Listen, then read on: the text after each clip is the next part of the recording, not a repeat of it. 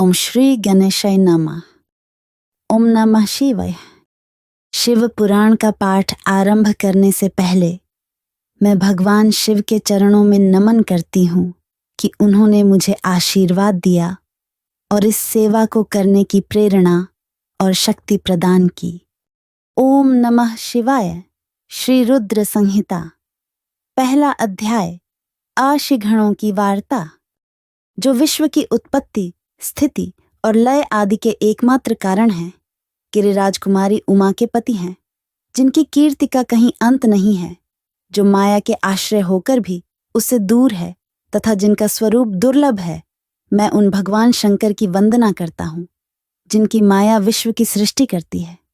जैसे लोहा चुंबक से आकर्षित होकर उसके पास ही लटका रहता है, उसी प्रकार ये सारे जगत जिसके आसपास ही भ्रमण करते हैं, जिन्होंने इन प्रपंचों को रचने की विधि बताई है, जो सभी के भीतर अंतर्यामी रूप से विराजमान है, मैं उन भगवान शिव को नमन करता हूँ। आर्षि बोले, हे सूत जी, अब आप हमसे भगवान शिव व पार्वती के परम उत्तम व दिव्य स्वरूप का वर्णन कीजिए। सृष्टि की रचना से पूर्व, सृष्टि के मध्यकाल व अंतकाल में महेश्वर किस प्रकार व किस रूप में स्थित होते हैं? सभी लोगों का कल्याण करने वाले भगवान शिव कैसे प्रसन्न होते हैं तथा प्रसन्न होने पर अपने भक्तों को कौन कौन से उत्तम फल देते हैं? हमने सुना है कि भगवान शिव महान दयालु हैं, अपने भक्तों को कष्ट में नहीं देख सकते। ब्रह्मा, विष्णु और महेश तीनों देवता शिव जी के अंग से ही उत्पन्न हुए हैं। हम पर कृपा कर शिव जी के प्राकट्य, देवी उमा की उत्पत्ति, शिव उमा विवाह, गृहस्थ धर्म एवं शिव जी के अनंत चरित्रों को सुनाइए। सूत जी बोले, हे ऋषियों, आप लोगों के प्रश्न पतित पावनी श्री गंगा जी के समान हैं। ये सुनने वालों, कहने वालों और पूछने वालों, इन तीनों को पवित्र करने वाले हैं। आपकी इस कथा को सुनने की आंतरिक इच्छा है, इसलिए आप धन्यवाद के पात्र हैं। ब्राह्मणों, भगवान शंकर का रूप साधु, राजसी और तामसी तीनों प्रकृति के मनुष्यों को सदा आनंद प्रदान करने वाला है। वे मनुष्य जिनके मन में कोई तृष्णा नहीं है, ऐसे ऐसे महात्मा पुरुष भगवान शिव के गुणों का ज्ञान करते हैं, क्योंकि शिव की भक्ति मन और कानों को प्रिय लगने वाली और संपूर्ण मनोरथों को देने वाली है। हे यशियो, मैं आपके प्रश्नों के अनुसार ही शिव के चरित्रों का वर्णन करता हूँ। आप उसे आदरपूर्वक श्रवण करें। आपके प्रश्नों के अनुसार ही नारद जी ने अपने पिता ब्रह्मा जी से यही प्रश्न किया था। तब ब्रह्मा जी ने प्रसन्न होकर शिव चरित्र सुनाया था। उसी संवाद को मैं तुम्हें सुनाता हूँ, क्योंकि उस संवाद में भवसागर से मुक्त कराने वाले गौरीश की अनेकों आश्चर्यमयी लीलाएं वर्णित हैं। दूसरा अध्याय, नारद जी की काम वासना। सूत जी बोले, हे ऋषियों, एक समय की बात है, ब्रह्मापुत्र नारद जी हिमालय पर्वत की एक गुफा में बहुत दिनों से तपस्या कर रहे थे। उन्होंने दृढ़तापूर्वक समाधि लगाई थी और तप करने लगे थे। उनके उग्र तप का समाचार पाकर देवराज इंद्र कांप उठे। उन्होंने सोचा कि नारद मुनि मेरे स्वर्गलोक के राज्य को छीनना चाहते हैं। यह ख्याल आते ही इंद्र ने उनकी तपस्या में विघ्न डालने की कोशिश की। उन्होंने कामदेव को बुलाया और कहने लगे, हे कामदेव, तुम मेरे परम मित्र एवं हितैषी हो। नारद हिमाचल पर्वत की गुफा में बैठकर तपस्या कर रहा है। कहीं ऐसा न हो कि वह वरदान में ब्रह्मा जी से मेरा स्वर्ग का राज्य ही मांग बैठे। अतः तुम वहां जाकर उसका तप भंग कर दो। यह आज्ञा पाकर कामदेव वसंत को साथ ले बड़े गर्व से उस स्थान पर गए और अपनी सारी कलाएं रच डालीं। कामदेव और वसंत के बहुत प्रयत्न करने पर भी नारद मुनि के मन में कोई विकार उत्पन्न नहीं हुआ। महादेव जी के अनुग्रह से उन दोनों का गर्व चूर्ण हो गया। ऐसा इसलिए हुआ क्योंकि महादेव जी की कृपा से नारद मुनि पर कामदेव का कोई प्रभाव नहीं पड़ा था। पहले उस आश्रम में भगवान शिव ने भी तपस्या की थी। उसी स्थान पर उन्होंने आर्षि मुनियों की तपस्या का नाश करने वाले कामदेव को भस्म कर डाला था। कामदेव को भस्म देखकर उनकी पत्नी रति ने बिलखते हुए भगवान शंकर से उन्हें जीवित करने की प्रार्थना की तथा सभी देवता भी शिव जी से प्रार्थना करने लगे। तो भगवान महादेव जी ने कहा था कि कुछ समय पश्चात कामदेव स्वयं जीवित हो जाएंगे, किंतु इस स्थान पर और इसके आसपास जहां तक भस्म दिखाई देती है, वहां तक कि पृथ्वी पर कामदेव की माया और काम बाण का कोई प्रभाव नहीं पड़ेगा। इस प्रकार उस स्थान से कामदेव लज्जित होकर वापस लौट आया। देवराज इंद्र ने जब यह सुना कि नारद जी पर कामदेव का कोई प्रभाव नहीं पड़ा, तो उन्होंने नारद जी की खूब प्रशंसा की। भगवान शिव की माया के कारण वे भूल गए थे कि शिव जी के शाप के कारण उस स्थान पर कामदेव की माया नहीं चल सकती। नारद जी भगवान शिव की कृपा से बहुत समय तक तपस्या करते रहे। अपने तप को पूर्णम हुआ समझकर नारद जी उठे तो उन्हें कामदेव पर विजय प्राप्त करने का ध्यान आया। तब उन्हें मन ही मन इस बात का घमंड हुआ कि उन्होंने कामदेव पर विजय प्राप्त कर ली है। इस प्रकार अभिमान से उनका ज्ञान नष्ट हो गया। वे यह समझ नहीं सके कि कामदेव के पराजित होने में भगवान शंकर की ही माया थी। तब वे अपनी काम विजय की कथा सुनाने के लिए शीघ्र ही कैलाश पर्वत पर जा पहुंचे और भगवान शिव को नमस्कार करके अपनी तपस्या की सफलता का समाचार तथा कामदेव पर विजय प्राप्त करने का समाचार कह सुनाया। यह सब सुनकर महादेव जी ने नारद की प्रशंसा करते हुए कहा, हे नारद जी, आप परम धन्य हैं, परंतु मेरी एक बात याद रखना कि यह समाचार किसी अन्य देवता को मत सुनाना, विशेषकर भगवान विष्णु से तो इस बात को कदापि न कहना। यह वृत्तांत सबसे छिपाकर रखने योग्य है। तुम मेरे प्रिय हो, इसलिए मैं तुम्हें यह आज्ञा देता हूं कि यह बात किसी के सामने प्रकट मत करना। परंतु वे तो शिव की माया से मोहित हो चुके थे, इसलिए उनकी दी शिक्षा को ध्यान में न रखते हुए वे ब्रह्मलोक चले गए। वहां ब्रह्मा जी को नमस्कार कर बोले, मैंने अपने तपोबल से कामदेव को जीत लिया है। यह सुनकर ब्रह्मा जी ने भगवान शिव के चरणों का चिंतन करके सारा कारण जान लिया तथा अपने पुत्र नारद को यह सब किसी और से कहने के लिए मना कर दिया। नारद के मन में अभिमान के अंकुर उत्पन्न हो गए थे, जिसके फलस्वरूप उनकी बुद्धि नष्ट हो गई थी। वे तो तुरंत विष्णु लोक पहुंचकर भगवान विष्णु को यह सारा किस्सा सुनाना चाहते थे। अतः शीघ्र ही वे ब्रह्मलोक से चल दिए। नारद मुनि को आते देखकर भगवान विष्णु सिंहासन से उठ खड़े हुए। उन्होंने नारद को गले लगा लिया और आदर सहित आसन पर बैठाया। भगवान शिव के चरणों का स्मरण करके भगवान विष्णु ने नारद जी से पूछा, नारद जी, आप कहाँ से आ रहे हैं और इस लोक में आपका शुभागमन किस लिए हुआ है? यह सुनकर नारद जी ने अहंकार सहित अपने तप के पूर्ण होने एवं कामदेव पर विजय प्राप्त करने का समस्त हाल उन्हें कह सुनाया। भगवान विष्णु काम के विजय के असली कारण को समझ चुके थे। वे नारद जी से बोले, हे नारद जी, आपकी कीर्ति एवं निर्मल बुद्धि धन्य है। काम, क्रोध एवं लोभ मोह उन मनुष्यों को पीड़ित करते हैं जो भक्तिहीन हैं। आप तो ज्ञान वैराग्य से युक्त एवं ब्रह्मचारी हैं, फिर भला यह काम आपका क्या बिगाड़ सकता था? देवर्षि नारद बोले, हे भगवान, यह सब आपकी कृपा का ही फल है। आपकी कृपा के आगे कामदेव की क्या सामर्थ्य है जो मेरा कुछ बिगाड़ सके? मैं तो सदा ही निर्भय हूं। इतना कहकर नारद जी विष्णु भगवान को नमस्कार कर वहां से चल दिए। 3 अध्याय। नारद जी का भगवान विष्णु से उनका रूप मांगना। सूत जी बोले, महर्षियों, नारद जी के चले जाने पर शिव जी की इच्छा से विष्णु भगवान ने एक अद्भुत माया रची। उन्होंने जिस ओर नारद जी जा रहे थे वहां एक सुंदर नगर बना दिया। वह नगर बैकुंठ लोक से भी अधिक रमणीय था। वहां बहुत से विहार स्थल थे। उस नगर के राजा का नाम शीलनिधि था। उस राजा की एक बहुत सुंदर कन्या थी। उन्होंने अपनी पुत्री के लिए स्वयंवर का आयोजन किया था। उनकी कन्या का वरण करने के लिए उत्सुक बहुत से राजकुमार पधारे थे। वहां बहुत चहल पहल थी। इस नगर की शोभा देखते ही नारद जी का मन मोहित हो गया। जब राजा शीलनिधि ने नारद जी को आते देखा तो उन्हें सादर प्रणाम करके स्वर्ण सिंहासन पर बैठाकर उनकी पूजा की। फिर अपनी देव सुंदरी कन्या को बुलाया, जिसने महर्षि के चरणों में प्रणाम किया। नारद जी से उसका परिचय कराते हुए शीलनिधि ने निवेदन किया, महर्षि, यह मेरी पुत्री श्रीमती है। इसके स्वयंवर का आयोजन किया गया है। इस कन्या के गुण दोषों को बताने की कृपा कीजिए। राजा के ऐसे वचन सुनकर नारद जी बोले, राजन, आपकी कन्या साक्षात लक्ष्मी है।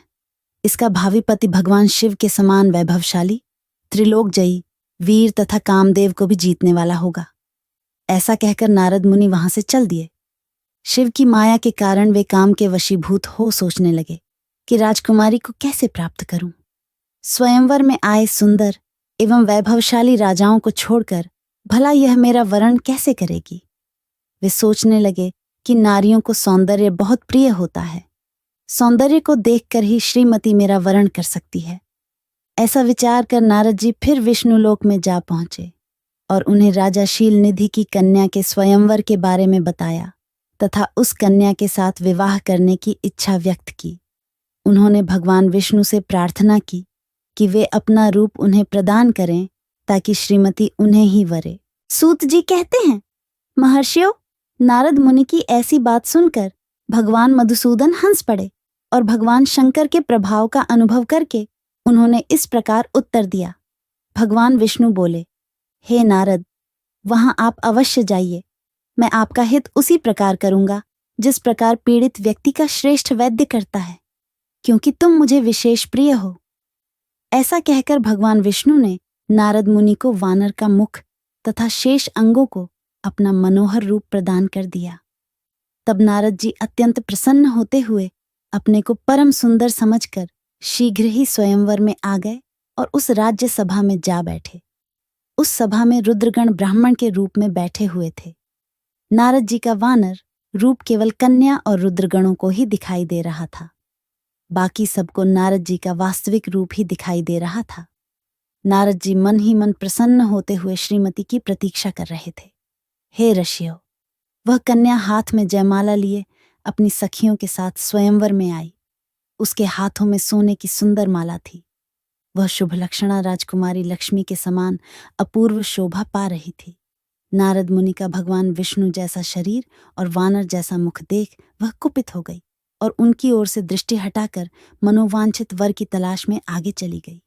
सभा में अपने मनपसंद वर को न पाकर वह उदास हो गई। उसने किसी के भी गले में वरमाला नहीं डाली। तभी भगवान विष्णु राजा की वेशभूषा धारण कर वहां आ पहुंचे। विष्णु जी को देखते ही उस परम सुंदरी ने उनके गले में वरमाला डाल दी। विष्णु जी राजकुमारी को साथ लेकर तुरंत अपने लोक को चले गए। यह देखकर नारद जी विचलित हो गए। तब ब्राह्मणों के रूप में उपस्थित रुद्रगणों ने नारद जी से कहा, हे नारद जी, आप व्यर्थ ही काम से मोहित हो, सौंदर्य के बल से राजकुमारी को पाना चाहते हैं।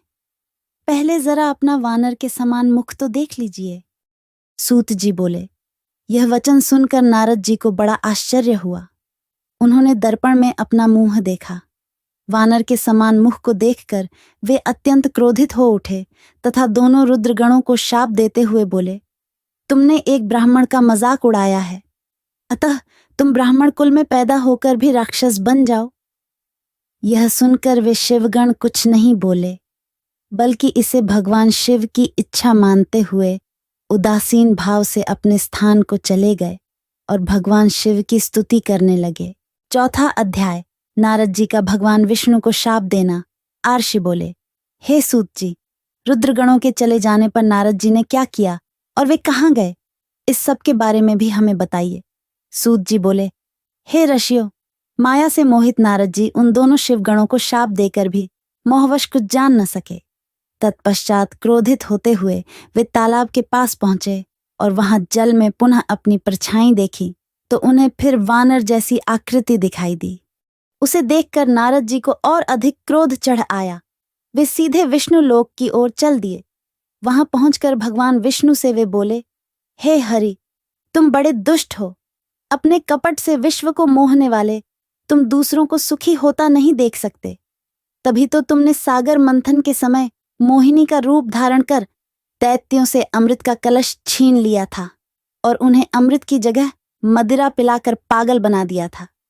यदि उस समय भगवान शंकर दया करके विष को न पीते तो तुम्हारा सारा कपट प्रकट हो जाता। तुम्हें कपटपूर्ण चालें अधिक प्रिय हैं।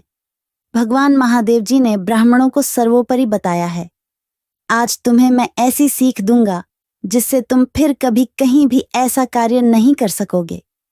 अब तक तुम्हारा किसी शक्तिशाली मनुष्य से पाला नहीं पड़ा है, इसलिए तुम निडर बने हुए हो, परंतु अब तुम्हें तुम्हारी करनी का पूरा फल मिलेगा। माया मोहित नारद जी क्रोध से खिन्न थे। वे भगवान विष्णु को शाप देते हुए बोले, विष्णु, तुमने स्त्री के लिए मुझे व्याकुल किया है। अज्ञान से मोहित नारद जी का शाप विष्णु भगवान ने स्वीकार कर लिया। तत्पश्चात उन्होंने महालीला करने वाली मोहिनी माया को समाप्त कर दिया। माया के जाते ही नारद जी का खोया हुआ ज्ञान लौट आया और उनकी बुद्धि पहले की तरह हो गई। उनकी सारी व्याकुलता चली गई तथा मन में आश्चर्य उत्पन्न हो गया। यह सब जानकर नारद जी बहुत पछताने लगे और अपने को धिक्कारते हुए भगवान विष्णु के चरणों में गिर पड़े और उनसे क्षमा मांगने लगे। नारद जी कहने लगे कि मैंने अज्ञानवश होकर और माया के कारण आपको जो शाप दे दिया है वह झूठा हो जाए। भगवान, मेरी बुद्धि खराब हो गई थी जो मैंने आपके लिए बुरे वचन अपनी जबान से निकाले। मैंने बहुत बड़ा पाप किया है। हे प्रभु, मुझ पर कृपा कर मुझे ऐसा कोई उपाय बताइए जिससे मेरा सारा पाप नष्ट हो जाए। कृपया मुझे प्रायश्चित का तरीका बताइए। तब श्री विष्णु ने उन्हें उठाकर मधुर वाणी में कहा, हे महर्षि, आप दुखी न हो। आप मेरे श्रेष्ठ भक्त हैं, इसमें कोई संदेह नहीं है। नारद जी, आप चिंता मत कीजिए। आप परम धन्य हैं। आपने अहंकार के वशीभूत होकर भगवान शिव की आज्ञा का पालन नहीं किया था, इसलिए उन्होंने ही आपका गर्व नष्ट करने के लिए यह लीला रची थी। वे निर्गुण और निर्विकार हैं और सत, रज और तम आदि गुणों से परे हैं। उन्होंने अपनी माया से ब्रह्मा, विष्णु और महेश तीनों रूपों को प्रकट किया है। निर्गुण अवस्था में उन्हीं का नाम शिव है। वे ही परमात्मा, महेश्वर, परब्रह्म, अविनाशी, अनंत और महादेव नामों से जाने जाते हैं। उन्हीं की आज्ञा से ब्रह्मा जी जगत के सृष्टा हुए हैं। मैं तीनों लोकों का पालन करता हूँ और शिव जी रुद्र रूप में सबका संहार करते हैं। वे शिव स्वरूप सबके साक्षी हैं। वे माया से भिन्न और निर्गुण हैं। वे अपने भक्तों पर सदा दया करते हैं। मैं तुम्हें समस्त पापों का नाश करने वाला, अपने सारे शकों एवं चिंताओं को त्याग कर भगवान शंकर की यश और कीर्ति का गुणगान करो और सदा अनन्य भाव से शिवजी के शतनाम स्तोत्र का पाठ करो। उनकी उपासना करो तथा प्रतिदिन उनकी पूजा अर्चना करो। जो मनुष्य शरीर, मन और वाणी द्वारा भगवान शिव की उपासना करते हैं उन्हें पंडित या ज्ञानी कहा जाता है। जो मनुष्य शिव जी की भक्ति करते हैं उन्हें संसार रूपी भवसागर से तत्काल मुक्ति मिल जाती है। जो लोग पाप रूपी दावानल से पीड़ित हैं उन्हें शिव नाम रूपी अमृत का पान करना चाहिए। वेदों का पूर्ण ज्ञान प्राप्त करने के पश्चात ही ज्ञानी मनुष्यों ने शिव जी की पूजा को जन्म मरण रूपी बंधनों से मुक्त होने का सर्वश्रेष्ठ साधन बताया है। इसलिए आज से ही रोज भगवान शिव की कथा सुनो और कहा करो तथा उनका पूजन किया करो। अपने हृदय में भगवान शिव के चरणों की स्थापना करो तथा उनके तीर्थों में निवास करते हुए उनकी स्तुति कर उनका गुणगान करो। इसके बाद नारद जी, तुम मेरी आज्ञा से अपने मनोरथ की सिद्धि के लिए ब्रह्मलोक जाना। वहां अपने पिता ब्रह्मा जी की स्तुति करके उनसे शिव महिमा के बारे में पूछना। ब्रह्मा जी शिव भक्तों में श्रेष्ठ हैं। वे तुम्हें भगवान शंकर का महात्म्य और शतनाम स्तोत्र अवश्य सुनाएंगे। आज से तुम शिव भक्ति में लीन हो जाओ। वे अवश्य तुम्हारा कल्याण करेंगे। यह कहकर विष्णु जी अंतर्धान हो गए। 5वां अध्याय। नारद जी का शिव तीर्थों में भ्रमण व ब्रह्मा जी से प्रश्न। सूत जी बोले, महर्षियों, भगवान श्री हरि के अंतर्धान हो जाने पर मुनिश्रेष्ठ नारद शिवलिंगों का भक्ति पूर्वक दर्शन करने के लिए निकल गए। इस प्रकार भक्ति मुक्ति देने वाले अनेक शिवलिंगों के उन्होंने दर्शन किए। जब उन रुद्र गणों ने नारद जी को वहां देखा तो वे दोनों गण अपने शाप की मुक्ति के लिए उनके चरणों पर गिर पड़े और उनसे प्रार्थना करने लगे कि वे उनका उद्धार करें। नारद मुने, हम आपके अपराधी हैं। राजकुमारी श्रीमती के स्वयंवर में आपका मन माया से मोहित था। उस समय भगवान शिव की प्रेरणा से आपने हमें शाप दे दिया था। अब आप हमारी जीवन रक्षा का उपाय कीजिए। हमने अपने कर्मों का फल भोग लिया हो। कृपा कर हम पर प्रसन्न होकर हमें शाप मुक्त कीजिए। नारद जी ने कहा, हे रुद्रगणों, आप महादेव के गण हैं एवं सभी के लिए आदरणीय हैं। उस समय भगवान शिव की इच्छा से मेरी बुद्धि भ्रष्ट हो गई थी। इसलिए मोहवश मैंने आपको शाप दे दिया था। आप लोग मेरे इस अपराध को क्षमा कर दें, परंतु मेरा वचन झूठा नहीं हो सकता। इसलिए मैं आपको शाप से मुक्ति का उपाय बताता हूँ। मुनिवर विश्रवा के वीर्य द्वारा तुम एक राक्षसी के गर्भ में जन्म लोगे। समस्त दिशाओं में रावण और कुंभकर्ण के नाम से प्रसिद्ध पाओगे। राक्षस राज का पद प्राप्त करोगे। तुम बलवान व वैभव से युक्त होोगे। तुम्हारा प्रताप सभी लोकों में फैलेगा। समस्त ब्रह्मांड के राजा होकर भी भगवान शिव के परम भक्तों में होोगे। भगवान शिव के ही दूसरे स्वरूप श्री विष्णु के अवतार के हाथों से मृत्यु पाकर तुम्हारा उद्धार होगा तथा फिर अपने पद पर प्रतिष्ठित हो जाओगे। सूत जी कहने लगे कि इस प्रकार नारद जी का कथन सुनकर वे दोनों रुद्रगण प्रसन्न होते हुए वहां से चले गए और नारद जी भी आनंद से सराबोर हो मन ही मन शिव जी का ध्यान करते हुए शिव तीर्थों का दर्शन करने लगे। इसी प्रकार भ्रमण करते करते वे शिव की प्रिय नगरी काशीपुरी में पहुंचे और काशीनाथ का दर्शन कर उनकी पूजा उपासना की। श्री नारद जी शिव जी की भक्ति में डूबे। उनका स्मरण करते हुए ब्रह्मलोक को चले गए। वहां पहुंचकर उन्होंने ब्रह्मा जी को आदरपूर्वक नमस्कार किया और उनकी स्तुति करने लगे। उस समय उनका हृदय शुद्ध हो चुका था और उनके हृदय में शिव जी के प्रति भक्ति भावना ही थी और कुछ नहीं। नारद जी बोले, हे पितामह, आप तो परम ब्रह्म परमात्मा के स्वरूप को अच्छी प्रकार से जानते हो। आपकी कृपा से मैंने भगवान विष्णु के महात्म्य का ज्ञान प्राप्त किया है एवं भक्ति मार्ग, ज्ञान मार्ग, तपो मार्ग, दान मार्ग तथा तीर्थ मार्ग के बारे में जाना है, परंतु मैं शिव तत्व के ज्ञान को अभी तक नहीं जान पाया हूँ। मैं उनकी पूजा विधि को भी नहीं जानता हूँ। अतः अब मैं उनके बारे में सभी कुछ जानना चाहता हूँ। मैं भगवान शिव के विभिन्न चरित्रर्गों, उनके स्वरूप तथा वे सृष्टि के आरंभ में, मध्य में किस रूप में थे, उनकी लीलाएं कैसी होती हैं और प्रलय काल में भगवान शिव कहाँ निवास करते हैं, उनका विवाह तथा उनके पुत्र कार्तिकेय के जन्म आदि की कथाएं मैं आपके श्रीमुख से सुनना चाहता हूँ। भगवान शिव कैसे प्रसन्न होते हैं और प्रसन्न होने पर क्या क्या प्रदान करते हैं, इस संपूर्ण वृत्तांत को मुझे बताने की कृपा करें। अपने पुत्र नारद की ये बातें सुनकर पितामह ब्रह्मा बहुत प्रसन्न हुए। छठा अध्याय, ब्रह्मा जी द्वारा शिव तत्व का वर्णन। ब्रह्मा जी ने कहा, हे नारद, तुम सदैव जगत के उपकार में लगे रहते हो। तुमने जगत के लोगों के हित के लिए बहुत उत्तम बात पूछी है, जिसके सुनने से मनुष्य के सब जन्मों के पापों का नाश हो जाता है। उस परम ब्रह्म शिव तत्व का वर्णन मैं तुम्हारे लिए कर रहा हूं। शिव तत्व का स्वरूप बहुत सुंदर और अद्भुत है। जिस समय महाप्रलय आई थी और पूरा संसार नष्ट हो गया था तथा चारों ओर सिर्फ अंधकार ही अंधकार था, आकाश व ब्रह्मांड तारों व ग्रहों से रहित होकर अंधकार में डूब गए थे। सूर्य और चंद्रमा दिखाई देने बंद हो गए थे। सभी ग्रहों और नक्षत्रों का कहीं पता नहीं चल रहा था। दिन रात, अग्निजल कुछ भी नहीं था। प्रधान आकाश और अन्य तेज भी शून्य हो गए थे। शब्द, स्पर्श, गंध, रूप, रस का अभाव हो गया था। सत्य असत्य सब कुछ खत्म हो गया था। तब सिर्फ सत्य ही बचा था। उस तत्व को मुनिजन एवं योगी अपने हृदय के भीतर ही देखते हैं। वाणी, नाम, रूप, रंग आदि की वहां तक पहुंच नहीं है। उस परब्रह्म के विषय में ज्ञान और अज्ञान से किए गए संबोधन के द्वारा कुछ समय बाद, अर्थात सृष्टि का समय आने पर एक से अनेक होने के संकल्प का उदय हुआ। तब उन्होंने अपनी लौला से मूर्ति की रचना की। वह मूर्ति संपूर्ण ऐश्वर्य तथा गुणों से युक्त, संपन्न, सर्वज्ञानमयी एवं सब कुछ प्रदान करने वाली है। यही सदाशिव की मूर्ति है। सभी पंडित विद्वान इसी प्राचीन मूर्ति को ईश्वर कहते हैं। उसने अपने शरीर से स्वच्छ शरीर वाली एवं स्वरूप भूता शक्ति की रचना की। वही परम शक्ति प्रकृति गुणमयी और बुद्धित्व की जननी कहलाई।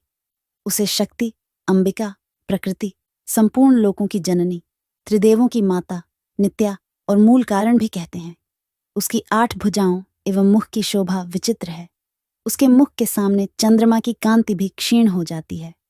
विभिन्न प्रकार के आभूषण एवं गतियां देवी की शोभा बढ़ाती हैं। वे अनेक प्रकार के अस्त्र शस्त्र धारण किए हुए हैं। सदाशिव को ही सब मनुष्य परम पुरुष ईश्वर शिव शंभु और महेश्वर कहकर पुकारते हैं।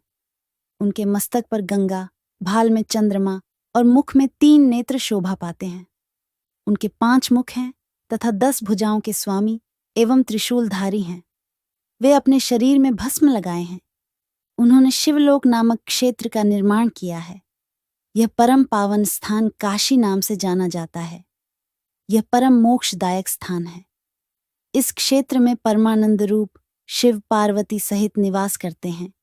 शिव और शिवा ने प्रलय काल में भी उस स्थान को नहीं छोड़ा, इसलिए शिव जी ने इसका नाम आनंदवन रखा है। एक दिन आनंदवन में घूमते समय शिव शिवा के मन में किसी दूसरे पुरुष की रचना करने की इच्छा हुई। तब उन्होंने सोचा कि इसका भार किसी दूसरे व्यक्ति को सौंपकर हम यहीं काशी में विराजमान रहेंगे। ऐसा सोचकर उन्होंने अपने वामभाग के 10वें अंग पर अमृत मल दिया, जिससे एक सुंदर पुरुष वहां प्रकट हुआ, जो शांत और सत्व गुणों से युक्त एवं गंभीरता का अथाह सागर था। उसकी कांति इंद्रनील मणि के समान श्याम थी। उसका पूरा शरीर दिव्य शोभा से चमक रहा था तथा नेत्र कमल के समान थे। उसने हाथ जोड़कर भगवान शिव और शिवा को प्रणाम किया तथा प्रार्थना की कि मेरा नाम निश्चित कीजिए। यह सुनकर भगवान शिव हंसकर बोले कि सर्वत्र व्यापक होने से तुम्हारा नाम विष्णु होगा। तुम भक्तों को सुख देने वाले होगे। तुम यहीं स्थिर रहकर तप करो, वही सभी कार्यों का साधन है। ऐसा कहकर शिव जी ने उन्हें ज्ञान प्रदान किया तथा वहां से अंतर्धान हो गए। तब विष्णु जी ने 12 वर्ष तक वहां दिव्य तप किया। तपस्या के कारण उनके शरीर से अनेक जलधाराएं निकलने लगीं। उस जल से सारा सूना आकाश व्याप्त हो गया। वह ब्रह्मरूप जल अपने स्पर्श मात्र से पापों का नाश करने वाला था। उस जल में भगवान विष्णु ने स्वयं शयन किया। नार अर्थात जल में निवास करने के कारण ही वे नारायण कहलाए। तभी से उन महात्मा से सब तत्वों की उत्पत्ति हुई। पहले प्रकृति से महान और उससे 3 गुण उत्पन्न हुए तथा उनसे अहंकार उत्पन्न हुआ। उसे शब्द, स्पर्श, रूप, रस और गंध एवं 5 भूत प्रकट हुए। उनसे ज्ञानेंद्रियां एवं कर्मेंद्रियां बनी। उस समय एकाकार 24 तत्व प्रकृति से प्रकट हुए एवं उनको ग्रहण करके परम पुरुष नारायण भगवान शिव जी की इच्छा से जल में सो गए। 7वां अध्याय विवादग्रस्त। ब्रह्मा विष्णु के मध्य अग्निस्तंभ का प्रकट होना। ब्रह्मा जी कहते हैं, हे देवर्षि, जब नारायण जल में शयन करने लगे तब शिव जी की इच्छा से विष्णु जी की नाभि से एक बहुत बड़ा कमल प्रकट हुआ। उसमें असंख्य नालदंड थे। वह पीले रंग का था और उसकी ऊंचाई भी कई योजन थी। कमल सुंदर, अद्भुत और संपूर्ण तत्वों से युक्त था। वह रमणीय और पुण्य दर्शनों के योग्य था। तत्पश्चात भगवान शिव ने मुझे अपने दाहिने अंग से उत्पन्न किया। उन महेश्वर ने अपनी माया से मोहित कर नारायण देव के नाभि कमल में मुझे डाल दिया और लीलापूर्वक मुझे प्रकट किया। इस प्रकार उस कमल से पुत्र के रूप में मुझे जन्म मिला। मेरे 4 मुख लाल मस्तक पर त्रिपुंड धारण किए हुए थे। भगवान शिव की माया से मोहित होने के कारण मेरी ज्ञान शक्ति बहुत दुर्लभ हो गई थी और मुझे कमल के अतिरिक्त और कुछ भी दिखाई नहीं दे रहा था। मैं कौन हूं? कहां से आया हूं? मेरा कार्य क्या है? मैं किसका पुत्र हूं? किसने मेरा निर्माण किया है? कुछ इसी प्रकार के प्रश्नों ने मुझे परेशानी में डाल दिया था। कुछ क्षण बाद मुझे बुद्धि प्राप्त हुई और मुझे लगा कि इसका पता लगाना बहुत सरल है। इस कमल का उद्गम स्थान इस जल में नीचे की ओर है और इसके नीचे मैं उस पुरुष को पा सकूंगा जिसने मुझे प्रकट किया है। यह सोचकर एक नाल को पकड़कर मैं 100 वर्षों तक नीचे की ओर उतरता रहा, परंतु फिर भी मैंने कमल की जड़ को नहीं पाया। इसलिए मैं पुनः ऊपर की ओर बढ़ने लगा। बहुत ऊपर जाने पर भी कमल कोश को नहीं पा सका। तब मैं और अधिक परेशान हो गया। उसी समय भगवान शिव की इच्छा से मंगलमयी आकाशवाणी प्रकट हुई। उस वाणी ने कहा, तपस्या करो। उस आकाशवाणी को सुनकर अपने पिता का दर्शन करने हेतु मैंने तपस्या करना आरंभ कर दिया और 12 वर्ष तक घोर तपस्या की। तब 4 भुजाधारी सुंदर नेत्रों से शोभित भगवान विष्णु प्रकट हुए। उन्होंने हाथों में शंख, चक्र, गदा और पद्म धारण कर रखे थे। उनका शरीर श्याम कांति से सुशोभित था। उनके मस्तक पर मुकुट विराजमान था तथा उन्होंने पीतांबर वस्त्र और बहुत से आभूषण धारण किए हुए थे।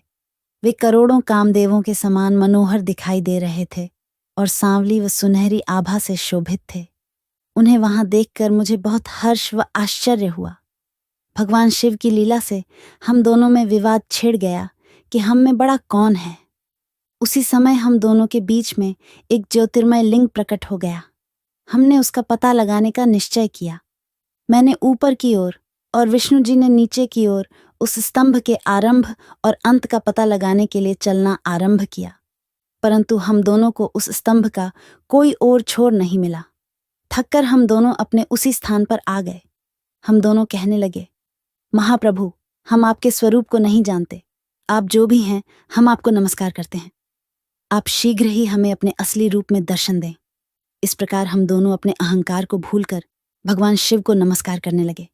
ऐसा करते हुए 100 वर्ष बीत गए। 8वां अध्याय। ब्रह्मा विष्णु को भगवान शिव के दर्शन। ब्रह्मा जी बोले, मुनिश्रेष्ठ नारद, हम दोनों देवता घमंड को भूलकर निरंतर भगवान शिव का स्मरण करने लगे।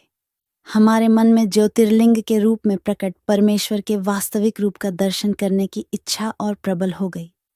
शिव शंकर गरीबों के प्रतिपालक, अहंकारियों के गर्व को चूर करने वाले तथा सबके अविनाशी प्रभु हैं। वे हम पर दया करते हुए हमारी उपासना से प्रसन्न हो गए। उस समय वहां उन श्रेष्ठ से ओम स्पष्ट रूप से सुनाई देता था। उस नाद के विषय में मैं और विष्णु जी दोनों यही सोच रहे थे कि यह कहाँ से सुनाई पड़ रहा है। उन्होंने लिंग के दक्षिण भाग में सनातन आदिवर्ण अकार का दर्शन किया, उत्तर भाग में उकार का, मध्य भाग में मकार का और अंत में ओम नाद का साक्षात दर्शन एवं अनुभव किया। दक्षिण भाग में प्रकट हुए आकार का सूर्यमंडल के समान तेजोमय रूप देखकर जब उन्होंने उत्तर भाग में देखा तो वह अग्नि के समान दीप्तशाली दिखाई दिया। तत्पश्चात को देखा जो सूर्य और चंद्रमंडल की भांति स्थित थे और जिनके शुरू एवं अंत का कुछ पता नहीं था, तथा सत्य आनंद और अमृत स्वरूप परब्रह्म परायण ही दृष्टिगोचर हो रहा था। परंतु यह कहाँ से प्रकट हुआ है? इस अग्नि स्तंभ की उत्पत्ति कहाँ से हुई है? यह श्री हरि सोचने लगे तथा इसकी परीक्षा लेने के संबंध में विचार करने लगे। तब श्री हरि ने भगवान शिव का चिंतन करते हुए वेद और शब्द के आवेश से युक्त हो अनुपम अग्निस्तंभ के नीचे जाने का निर्णय लिया। मैं और विष्णु जी विश्वात्मा शिव का चिंतन कर रहे थे। तभी वहां एक अर्षि प्रकट हुए। उन्हीं अर्षि के द्वारा परमेश्वर विष्णु ने जाना कि इस शब्द ब्रह्ममय शरीर वाले परम लिंग के रूप में साक्षात परब्रह्म स्वरूप महादेव जी प्रकट हुए हैं। ये चिंता रहित रुद्र हैं। पर ब्रह्म परमात्मा शिव का वाचक प्रणव ही है। वह एक सत्य परम कारण, आनंद, अकृत, परात्पर और परम ब्रह्म है। प्रणव के पहले अक्षर अकार से जगत के बीजभूत अर्थात ब्रह्मा जी का बोध होता है। दूसरे अक्षर उकार से सभी के कारण श्री हरि विष्णु का बोध होता है। तीसरा अक्षर मकार से भगवान शिव का ज्ञान होता है। अकार सृष्टिकर्ता, उकार मोह में डालने वाला और मकार नित्य अनुग्रह करने वाला है। मकार अर्थात भगवान शिव बीजी अर्थात बीज के स्वामी हैं, तो अकार अर्थात ब्रह्मा जी बीज हैं। उकार अर्थात विष्णु जी योनि हैं। महेश्वर बीजी बीज और योनि हैं। इन सभी को नाद कहा गया है। बीजी अपने बीज को अनेक रूपों में विभक्त करते हैं। बीजी भगवान शिव के लिंग से उकार रूप योनि में स्थापित होकर चारों तरफ ऊपर की ओर बढ़ने लगा। वह दिव्य अंड कई वर्षों तक जल में रहा। हजारों वर्ष के बाद भगवान शिव ने इस अंड को 2 भागों में विभक्त कर दिया। तब इसके 2 भागों में से पहला सुवर्णमय कपाल ऊपर की ओर स्थित हो गया, जिससे स्वर्गलोक उत्पन्न हुआ, तथा कपाल के नीचे के भाग से 5 तत्वों वाली पृथ्वी प्रकट हुई।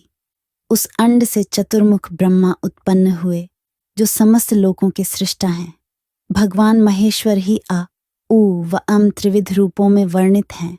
इसलिए ज्योतिर्लिंग स्वरूप सदाशिव को ओम कहा गया है। इसकी सिद्धि यजुर्वेद में भी होती है। देवेश्वर शिव को जानकर विष्णु जी ने शक्ति संभूत मंत्रों द्वारा उत्तम एवं महान अभ्युदय से शोभित भगवान शिव की स्तुति करनी शुरू कर दी। इसी समय मैंने और विश्वपालक भगवान विष्णु ने एक अद्भुत व सुंदर रूप देखा। जिसके 5 मुख, 10 भुजा, कपूर के समान गौरवर्ण, परम कांतिमय, अनेक आभूषणों से विभूषित, महान उदार, महावीर्यवान और महापुरुषों के लक्षणों से युक्त था, और जिसके दर्शन पाकर मैं और विष्णु जी धन्य हो गए। तब परमेश्वर महादेव भगवान प्रसन्न होकर अपने दिव्यमय रूप में स्थित हो गए। अकार उनका मस्तक और आकार ललाट है। इकार दाहिना और इकार बायां नेत्र है। उकार दाहिना और उकार बायां कान है। आकार दायां और आकार बायां गाल है। लट रलिंग उनकी नाक के छिद्र हैं। एकार और ऐकार उनके दोनों होंठ हैं। ओकार और औकार उनकी दोनों दंत पक्तियां हैं। अ और आ देवाधिदेव शिव के तालु हैं। क आदि 5 अक्षर उनके दाहिने 5 हाथ हैं और च आदि बाएं 5 हाथ हैं। तरट से शुरू 5 अक्षर उनके पैर हैं। पकार पेट है, फकार दाहिना और बकार बायां पार्श्व भाग है। भकार कंधा, मकार हृदय है, हकार नाभि है। ये शेष तक के 7 अक्षर 7 धातुएं हैं जिनसे भगवान शिव का शरीर बना है। इस प्रकार भगवान महादेव व भगवती उमा के दर्शन कर हम दोनों कृतार्थ हो गए। हमने उनके चरणों में प्रणाम किया, तब हमें 5 कलाओं से युक्त एयूएमकार जनित मंत्र का साक्षात्कार हुआ। तत्पश्चात महादेव जी ओम तत्वमसि सी महावाक्य दृष्टिगोचर हुआ, जो परम उत्तम मंत्र रूप है।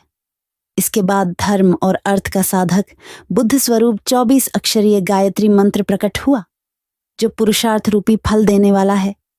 तत्पश्चात मृत्युंजय मंत्र, फिर पंचाक्षर मंत्र तथा दक्षिणामूर्ति व चिंतामणि का साक्षात्कार हुआ।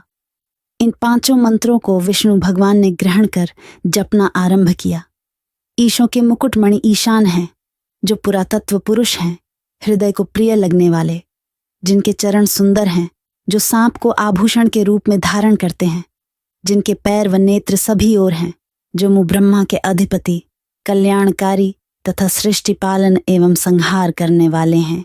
उन वरदायक शिव की मेरे साथ भगवान विष्णु ने प्रिय वचनों द्वारा संतुष्ट चित्त से स्तुति की। 9वां अध्याय देवी उमा एवं भगवान शिव का प्राकट्य एवं उपदेश देना। ब्रह्मा जी बोले, नारद, भगवान विष्णु द्वारा की गई अपनी स्तुति सुनकर कल्याणमयी शिव बहुत प्रसन्न हुए और देवी उमा सहित वहां प्रकट हो गए। भगवान शिव के 5 मुख थे और हर मुख में 3-3 नेत्र थे। मस्तक में चंद्रमा, सिर पर जटा तथा संपूर्ण अंगों में विभूति लगा रखी थी। 10 भुजा वाले गले में नीलकंठ, आभूषणों से विभूषित और माथे पर भस्म का त्रिपुंड लगाए थे। उनका यह रूप मन को मोहित करने वाला और परम आनंदमयी था। महादेव जी के साथ भगवती उमा ने भी हमें दर्शन दिए। उनको देखकर मैंने और विष्णु जी ने पुनः उनकी स्तुति करनी शुरू कर दी। तब पापों का नाश करने वाले तथा अपने भक्तों पर सदा कृपा दृष्टि रखने वाले महेश्वर ने मुझे और भगवान विष्णु को श्वास से वेद का उपदेश दिया। तत्पश्चात उन्होंने हमें गुप्त ज्ञान प्रदान किया। वेद का ज्ञान प्राप्त कर कृतार्थ हुए विष्णु जी और मैंने भगवान शिव और देवी के सामने अपने दोनों हाथ जोड़कर नमस्कार किया तथा प्रार्थना की। विष्णु जी ने पूछा, हे देव, आप किस प्रकार प्रसन्न होते हैं तथा किस प्रकार आपकी पूजा और ध्यान करना चाहिए? कृपया कर हमें इसके बारे में बताएं तथा सदुपदेश देकर धन्य करें। ब्रह्मा जी कहते हैं, नारद, इस प्रकार श्रीहरि की यह बात सुनकर अत्यंत प्रसन्न हुए। कृपा निधान शिव ने प्रीतिपूर्वक यह बात की। श्री शिव बोले, मैं तुम दोनों की भक्ति से बहुत प्रसन्न हूं। मेरे इसी रूप का पूजन व चिंतन करना चाहिए। तुम दोनों महाबली हो। मेरे दाएं बाएं अंगों से तुम प्रकट हुए हो। लोकपिता ब्रह्मा मेरे दाहिने पार्श्व से और पालनहार विष्णु मेरे बाएं पार्श्व से प्रकट हुए हो। मैं तुम पर भली भांति प्रसन्न हूं और तुम्हें मनोवांछित फल देता हूं। तुम दोनों की भक्ति सुदृढ़ हो। मेरी आज्ञा का पालन करते हुए ब्रह्मा जी आप जगत की रचना करें तथा भक्त विष्णु जी आप इस जगत का पालन करें। भगवान विष्णु बोले, प्रभो, यदि आपके हृदय में हमारी भक्ति से प्रीति उत्पन्न हुई है और आप हम पर प्रसन्न होकर हमें वर देना चाहते हैं, तो हम यही वर मांगते हैं कि हमारे हृदय में सदैव आपकी अनन्य एवं अविचल भक्ति बनी रहे। ब्रह्मा जी बोले, नारद, विष्णु जी की यह बात सुनकर भगवान शंकर प्रसन्न हुए। तब हमने दोनों हाथ जोड़कर उन्हें प्रणाम किया। शिव जी कहते हैं, मैं सृष्टि पालन और संहार का करता हूं। मेरा स्वरूप सगुण और निर्गुण है। मैं ही सच्चिदानंद निर्विकार परम ब्रह्म और परमात्मा हूँ। सृष्टि की रचना, रक्षा और प्रलय रूप गुणों के कारण मैं ही ब्रह्मा, विष्णु और रुद्र नाम धारण कर 3 रूपों में विभक्त हुआ हूँ। मैं भक्त वत्सल हूँ और भक्तों की प्रार्थना को सदैव पूरी करता हूँ। मेरे इसी अंश से रुद्र की उत्पत्ति होगी। पूजा की विधि विधान की दृष्टि से हम में कोई अंतर नहीं होगा। विष्णु, ब्रह्मा और रुद्र तीनों एक रूप होंगे। इनमें भेद नहीं है। इनमें जो भेद मानेगा वह घोर नरक को भोगेगा। मेरा शिव रूप सनातन है तथा सभी का मूलभूत रूप है। यह सत्य, ज्ञान एवं अनंत ब्रह्म है। ऐसा जानकर मेरे यथार्थ स्वरूप का दर्शन करना चाहिए। मैं स्वयं ब्रह्मा जी की भ्रुकुटी से प्रकट होऊंगा। श्री हरि विष्णु इसका पालन करें तथा मेरे अंश से प्रकट होने वाले रुद्र प्रलय करने वाले हैं। उमा नाम से विख्यात परमेश्वरी प्रकृति देवी है। इन्हीं की शक्तिभूता वाग्देवी सरस्वती ब्रह्मा जी की अर्धांगिनी होंगी और दूसरी देवी जो प्रकृति देवी से उत्पन्न होंगी लक्ष्मी रूप में विष्णु जी की शोभा बढ़ाएंगी तथा काली नाम से जो तीसरी शक्ति उत्पन्न होगी वह मेरे अंशभूत रुद्रदेव को प्राप्त होंगी। कार्य सिद्धि के लिए वे ज्योति रूप में प्रकट होंगी। उनका कार्य सृष्टि, पालन और संहार का संपादन है। मैं ही सृष्टि, पालन और संहार करने वाले रज आदि 3 गुणों द्वारा ब्रह्मा, विष्णु और रुद्र नाम से प्रसिद्ध हो 3 रूपों में प्रकट होता हूँ। तीनों लोकों का पालन करने वाले श्रीहरि अपने भीतर तमोगुण और बाहर सत्वगुण धारण करते हैं। त्रिलोक का संहार करने वाले रुद्रदेव भीतर सत्वगुण और बाहर तमोगुण धारण करते हैं तथा त्रिभुवन की सृष्टि करने वाले ब्रह्मा जी बाहर और भीतर से रजोगुणी हैं। इस प्रकार ब्रह्मा, विष्णु तथा रुद्र तीनों देवताओं में गुण हैं तो शिव गुणातीत माने जाते हैं। हे विष्णु, तुम मेरी आज्ञा से सृष्टि का प्रसन्नता पूर्वक पालन करो। ऐसा करने से तुम तीनों लोकों में पूजनीय होगे। 10वां अध्याय श्रीहरि को सृष्टि की रक्षा का भार एवं त्रिदेव को आयुर्बल देना। परमेश्वर शिव बोले, हे उत्तम व्रत का पालन करने वाले विष्णु, तुम सर्वदा सब लोकों में पूजनीय और मान्य होंगे। ब्रह्मा जी के द्वारा रचे लोक में कोई दुख या संकट होने पर दुखों और संकटों का नाश करने के लिए तुम सदा तत्पर रहना। तुम अनेकों अवतार ग्रहण कर जीवों का कल्याण कर अपनी कीर्ति का विस्तार करोगे। मैं तुम्हारे कार्यों में तुम्हारी सहायता करूंगा और तुम्हारे शत्रुओं का नाश करूंगा। तुम्हें और रुद्र में कोई अंतर नहीं है। तुम एक दूसरे के पूरक हो। जो मनुष्य रुद्र का भक्त होकर तुम्हारी निंदा करेगा उसका पुण्य नष्ट हो जाएगा और उसे नरक भोगना पड़ेगा। मनुष्य को तुम भोग और मोक्ष प्रदान करने वाले और उनके परम पूज्य देव होकर उनका निग्रह, अनुग्रह आदि करोगे। ऐसा कहकर भगवान शिव ने मेरा हाथ विष्णु जी के हाथ में देकर कहा, तुम संकट के समय सदा इनकी सहायता करना तथा सभी को भोग और मोक्ष प्रदान करना तथा सभी मनुष्यों की कामनाओं को पूरा करना। तुम्हारी शरण में आने वाले मनुष्य को मेरा आश्रय भी मिलेगा तथा हम में भेद करने वाला मनुष्य नरक में जाएगा।